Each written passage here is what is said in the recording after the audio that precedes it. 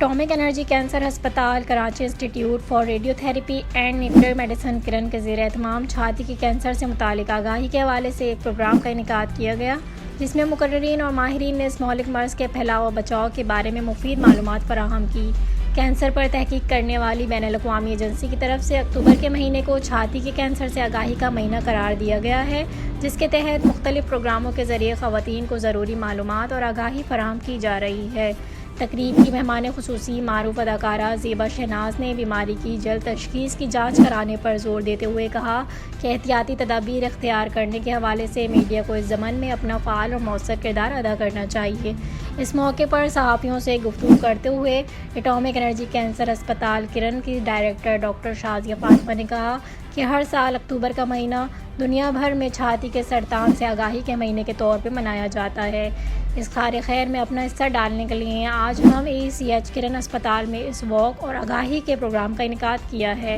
یہ سرگرمی ہر سال کی جاتی ہے، جس کا مقصد لوگوں کو میموگرافی کے ذریعے بیماری کی جلد تشخیص کے بارے میں آگاہ کرنا ہے۔ ہم اس ماہ ان خواتین کی مفت اسکریننگ میموگرافی کرتے ہیں جن کی عمر 40 سال سے زیادہ ہے اور جو بیماری کی جلد تشخیص کی جانچ کرانا چاہتی ہیں۔